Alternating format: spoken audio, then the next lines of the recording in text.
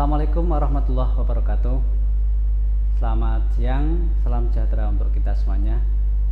Teman pemilih, berjumpa dengan kami dalam acara KPU Boyolali Podcast. Hari ini kita akan bersama-sama berbincang dengan tokoh-tokoh di Boyolali, yang mana pada hari ini kita mengambil tema seni dan demokrasi. Teman berbincang kita hari ini, beliau kami perkenalkan Bapak Aslar Sarjana Sastra. Selamat siang Bapak. Selamat siang, agak sore Mas. Terima kasih sudah berkenan hadir menjadi teman bincang-bincang dari KPU Boyolali. Pripun kabaripun iki Pak? Alhamdulillah sehat. Sehat. Yang penting sehat itu nomor satu. Nomor satu. Ya mudah-mudahan kita semuanya diberikan kesehatan oleh Yang Maha Kuasa. Dan tentu saja kita tetap harus mematuhi protokol kesehatan. Kesehatan penting, meskipun kita sudah agak lumayan. Iya. Dan kita juga penting. Mengharap pada teman-teman semuanya, teman pemilih, agar senantiasa menjaga protokol kesehatan, agar kita semuanya bisa terhindar dari COVID-19 ini. Teman pemilih, hari ini terkait dengan tema hari ini, bahwa seni dan demokrasi. Kita tahu bahwa seni merupakan salah satu unsur penting di dalam kebudayaan, dimana kemudian kalau kita berbicara tentang seni, itu ketika diekspresikan akan menjadi sesuatu yang indah dan juga akan mempengaruhi karakteristik dan juga sudut pandang masyarakat. Tentu saja kalau kaitannya dengan demokrasi, itu akan menimbulkan atau berpengaruh terhadap cara pandang seorang di dalam memilih sesuatu. Dalam hal ini adalah memilih pilihannya, begitu. Begitu. Sebelum kami mulai, mungkin Bapak Aslar bisa bercerita sedikit tentang aktivitas-aktivitas yang dilakukan setiap hari kaitannya dengan kesenian atau kebudayaan di Boyolali. Terima kasih. Tapi yang pertama saya ingin meluruskan dulu Mas. Saya belum berani dikatakan tokoh seniman, Mas. Hanya seneng gitu saja. Okay. Karena saya masih merasa belum banyak tahu tentang seni tradisi, hanya kebetulan seneng gitu saja. Okay. Ya gimana ya? Memang sejak kecil saya itu seneng, kemudian juga kebetulan lingkungan di masyarakat saya itu juga untuk kesenian, khususnya seni tradisi itu masih sangat kental sekali. Terutama kalau di tempat saya dulu seni ketoprak. Jadi sejak kecil, saya ingat sejak kecil saya belajar itu, kemudian sampai bersekolah tingkat lanjutan, tingkat atas, bahkan alhamdulillah bisa sampai perguruan tinggi, juga berkecimpung atau beraktivitas di dunia seni tradisi. Di komunitas apa di Boyolali? Kalau di Boyolali, kalau dulu di desa itu nama kelompoknya Tunas Budaya. Tapi kalau sekarang aktivitas di Boyolali banyak berkecimpung dengan teman-teman ketoleng namanya. Ketoleng dan juga di Boyolali itu kan tiap kecamatan punya kelompok-kelompok seni tradisi. Saya juga sering berkomunikasi, berkolaborasi dengan beliau-beliaunya itu. Oh gitu ya. Itu. Mungkin kalau kegiatan yang itu pernah dilakukan teman-teman seniman di Boyolali itu kaitannya dengan mungkin sosialisasi dengan tentang kepemiluan, itu apa saja yang pernah dilakukan? Pernah, yaitu lewat kelompok ketoleng itu. Seingat saya dulu sekitar tahun 2013 ketika ada pemilihan gubernur Jawa Tengah. Itu kami dari ketoleng juga istilahnya dimintai tolong oleh KPU Boyolali ketika itu untuk sosialisasi tentang Pilgub 2013 itu. Keliling kalau nggak salah sampai 4 kecamatan itu.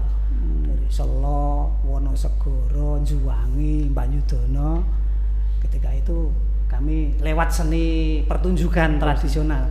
Dalam bentuk bukan ketoprak utuh. Tapi istilahnya kalau bahasa kami fragmen atau petilan. Jadi sekedar penggalan-penggalan itu yang kami bikin cerita tentang bagaimana pemilihan gubernur di Jawa Tengah ketika itu tahun 2013. Oh ya, jadi menggunakan budaya sebagai media sosialisasi. Iya betul. Begitu. Itu saya pikir sangat untuk iklim suasana di Boyolali sangat pas sekali. Pas sekali. Masyarakat kita masih kuat sekali untuk kehidupan seni tradisi budaya Jawanya masih kuat sekali. Dan itu sangat cocok kalau kemudian menjadi media, memakai media seni tradisi untuk sosialisasi. Tentang pendidikan politik, apapun lah lewat seni tradisi, saya pikir itu sangat efektif sekali. Sebenarnya kalau efektivitas ya dari seni terhadap pembentukan karakter seseorang, kalau kita mau berdasarkan bagaimana kemudian seni itu mempengaruhi seseorang, membentuk karakter seseorang, ya begitu. Dan kalau kaitannya dengan demokrasi, itu sejauh mana sih seni dan juga kemudian kaitannya dengan cara pandang seseorang, terus kemudian partisipasinya di dalam demokrasi? Ya, saya mulai dulu dari ini. Seni itu kan olah rasa kalau bahasa Jawa. Jadi yang dilatih, yang digembleng itu adalah rasanya, perasaannya. Sehingga sebenarnya idealisme seni itu ngaloske rasa tadi, membuat seseorang menjadi punya perasaan yang halus, peka terhadap situasi sekitarnya. Sehingga misalnya kalau dikaitkan dengan bagaimana sikap seorang seniman terhadap kalau hal ini jelas untuk kepentingan bagaimana kita mendidik masyarakat itu ben melek demokrasi. Nah, catane bahasa kan gitu. Memang yaitu kita juga kembalikan kepada SDM-nya, Mas. Kan seniman itu banyak sekali, ada yang SDM dalam arti mungkin mereka yang seniman tradisi tapi pernah mengenyam pendidikan yang lebih tinggi, mungkin lebih bisa memahami bagaimana berdemokrasi yang baik. Begitu. Tapi untuk konco-konco yang mungkin karena kebetulan SDM-nya atau pendidikannya masih formalnya masih kurang, ya kita memang perlu menyentuh halus tenan bagaimana mereka diajak.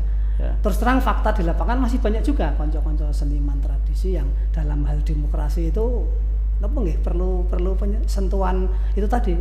Karena menurut saya ini terus terang banyak pemilu ana dite ora pemilu masih banyak itu. Itu perlu kita perlu kita beri pendidikan. Berarti perlu ada pendidikan bagi setiap individu begitu ya. Tapi bagaimana kalau menurut jenengan sendiri, pemahaman jenengan demokrasi itu bagaimana? Ya, demokrasi itu kan salah satu cara untuk mencari pemimpin kita. Karena kita sudah tidak memakai sistem kerajaan lagi, maka golek pemimpin ya demokrasi, ya dipilih bareng-bareng.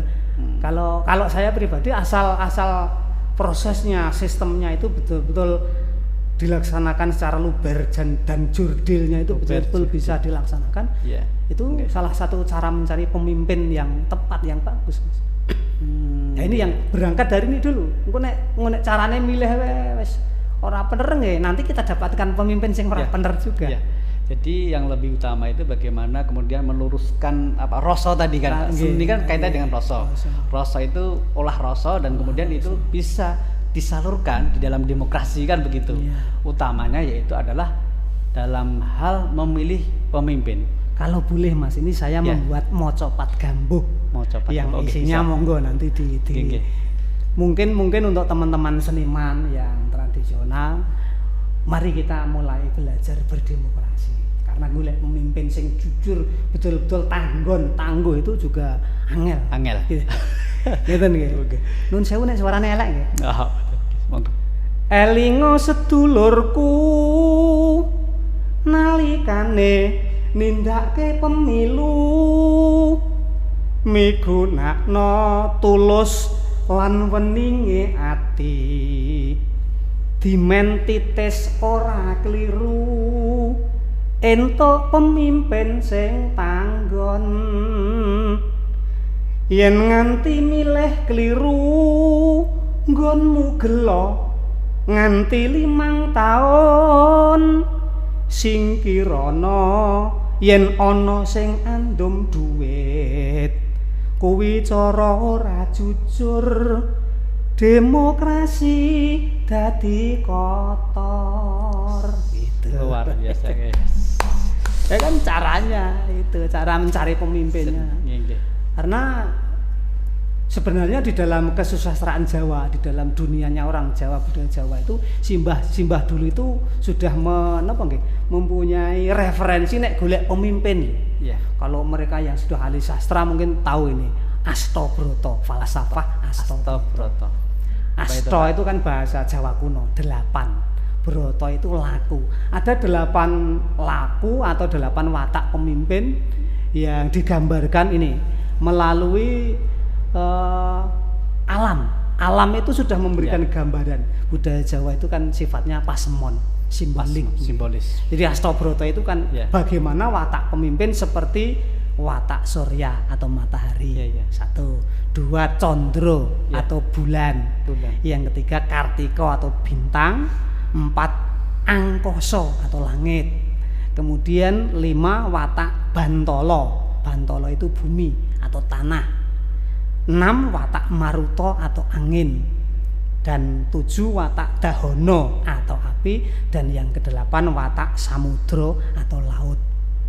Ini dalam kesusastraan Jawa, kalau tidak salah ini ditemukan dalam cerita wayang ketika Prabu Rama Wijaya memberikan petuah kepada Wibisana, atau ketika Prabu Kresna memberi petuah kepada Arjuna dalam lakon Makutharama.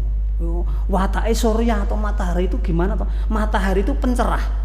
Bagaimana mendapatkan pemimpin yang menjadi pencerah dalam kehidupan seperti matahari. Padang mencerahkan. Yang kedua wataknya bulan. Bulan itu kan penyejuk nek bagi saya. Terang, padang, ketika bulan purnama kan di suasananya sejuk. Bagaimana seorang pemimpin juga berwatak menjadi penyejuk tadi. Kemudian watak kartiko. Kartiko itu bintang. Ciri khas dari bintang itu kan kalau zaman belum ada kompas kan nanti selalu menjadi petunjuk arah. Petunjuk arah itu kan pakai bintang kalau dulu. Jadi watak pemimpin juga gitu.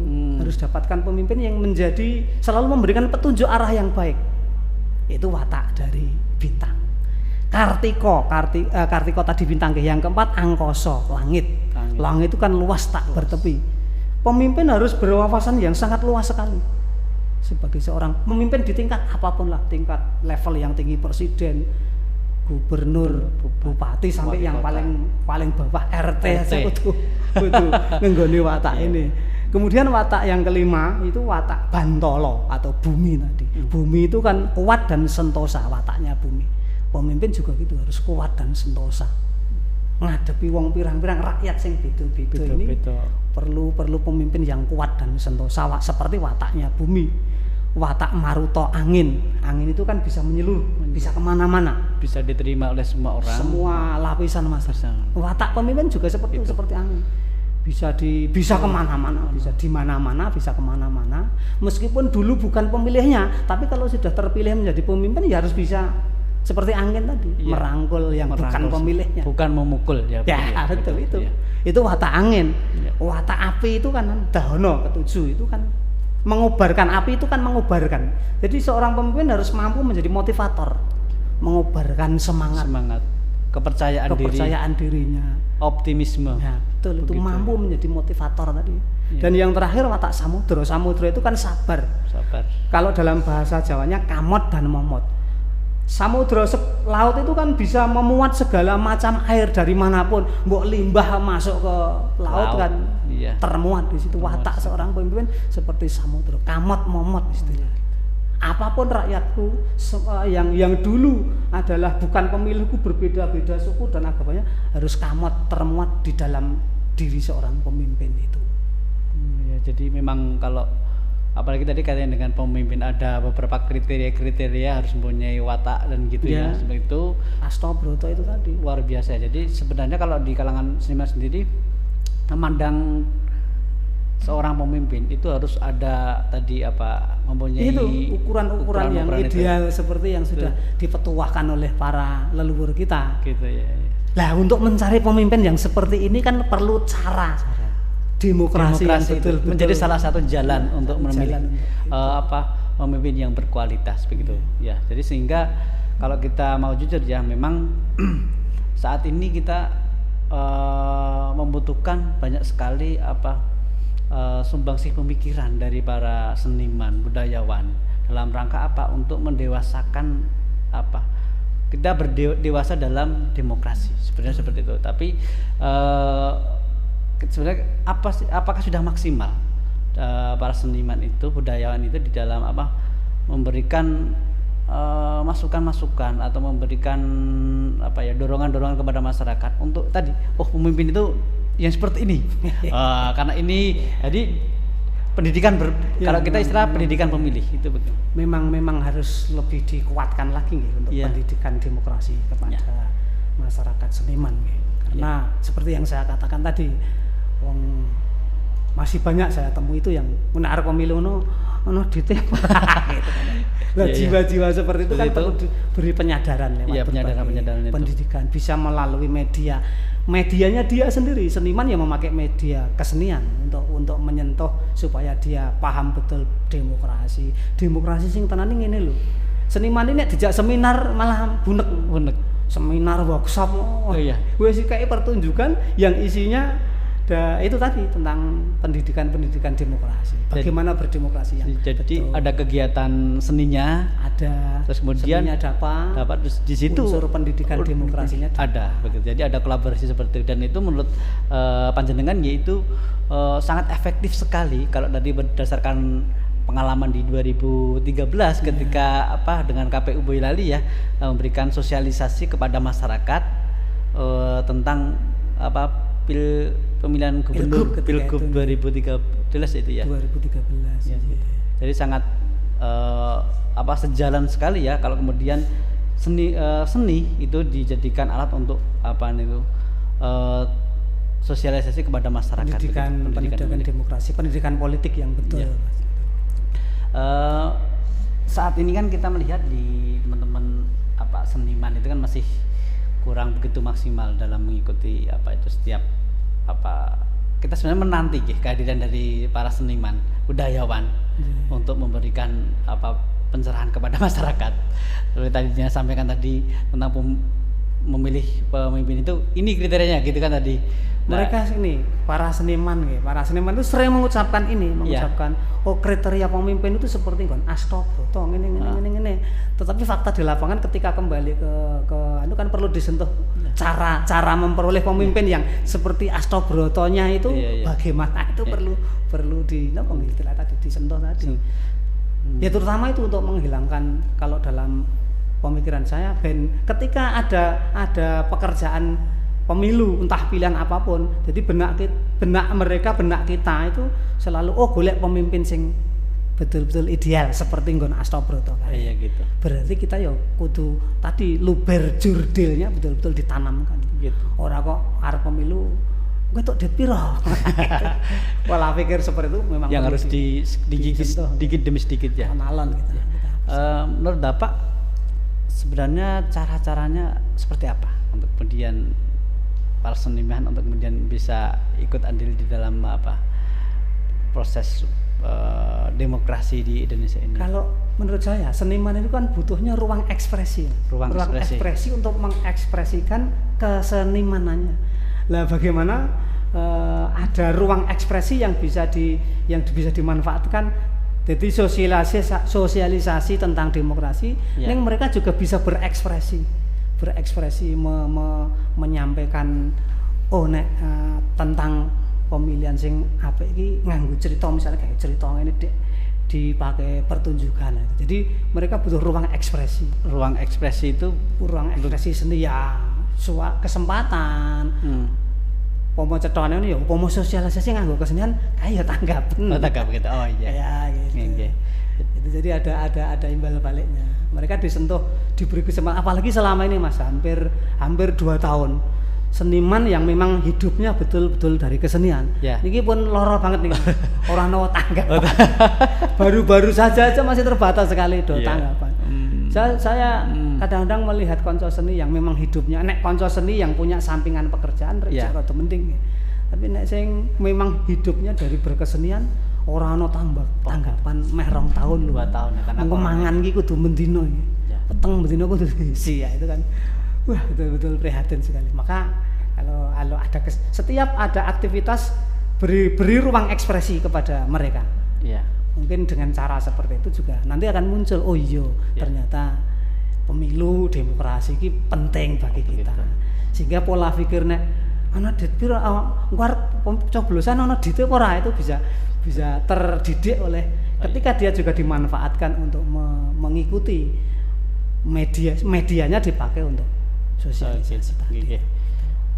Jadi kan kalau seniman itu kan selain sebagai pemilih, itu kan kita juga berharap para seniman itu bisa menjadi yang dipilih, entah itu dia sebagai wakil rakyat ataupun kemudian bisa menjadi pejabat-pejabat publik yang itu menjadi peserta pemilu. Sebenarnya itu harapan dari Pak Astar sendiri untuk kemudian nanti mendorong para seniman untuk pertama menjadi pemilih yang cerdas, yang kedua sekaligus menjadi peserta pemilu. Itu bagaimana?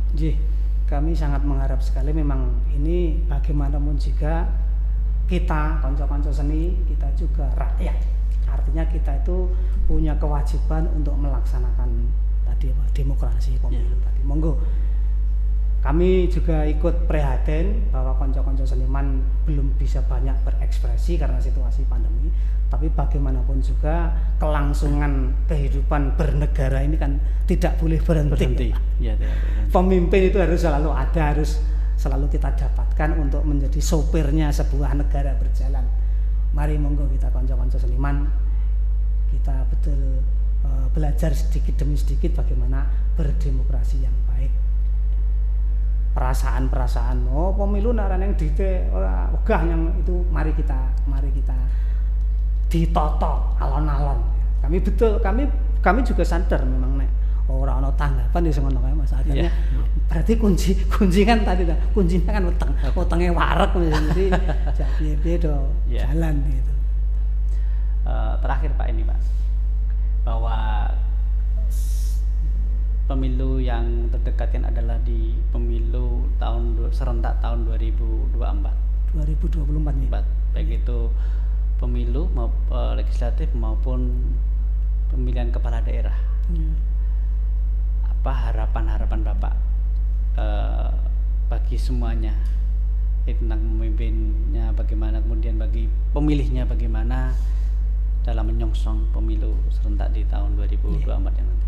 Kalau harapan saya untuk pemilih ya mari kita gunakan cara-cara pemilu yang asas luber jurdilnya betul-betul kita pakai. Monggo kita cari pemimpin. Untuk pemimpinnya harapan saya pemimpin yang paling orang memenuhi kriteria seperti Astobroto tadi, pemimpin yang menjadi penyejuk, pencerah, motivator dan sebagainya, pemimpin yang ideal lah. Itu bukan hanya Astobroto, masih banyak sekali referensi dari para leluhur kita lewat budaya tentang bagaimana. Yang paling populer mungkin panjenengan masih yang Ki Hajar Dewantara kan ninggali pemimpin iki ya ing ngarsa sung tulodo, ing madya mangun karsa, tutut wuri handayani. Ing ngarsa sung tulodo, di depan memberikan contoh. Ing madya itu di tengah mangun karsa, bisa menjadi motivator tadi. Terus tutpuri handayani ya di belakang mendorong, memberikan kekuatan. Itu tinggalannya kalau nggak salah Ki Hajar Dewantara itu Pak. Pemimpin yang begitu yang kita cari. Ideal sebar mungkin seperti itu ya. Terima kasih Bapak. Tentu saja kita berharap mudah-mudahan apa yang menjadi harapan dan juga nilai-nilai yang ada dalam seni budaya itu mampu menjadi mempengaruhi sikap dan juga kedewasaan kita di dalam berdemokrasi, baik itu kita sebagai pemilih maupun juga pemimpin jika nantinya terpilih sebagai pemimpin di kemudian hari. Terima kasih Bapak Astar sudah berkenan hadir di acara KPU Boyolali Podcast kali ini. Terima kasih, kami nyuwun pamit. Semoga nanti kedepannya proses perjalanan demokrasi kita semakin baik, semakin dewasa. Cara-cara mencari pemimpinnya juga semakin jurdil luber tadi. Mudah-mudahan money politik bisa dikikis. Mudah-mudahan hal itu bisa terlaksana sedikit ya Pak G. Terima kasih teman pemilih. Demikian bincang-bincang kita pada hari ini. Nantikan episode selanjutnya dengan tokoh-tokoh yang tidak kalah hebatnya dari episode kali ini. Kami cukupkan. Wassalamualaikum warahmatullahi wabarakatuh.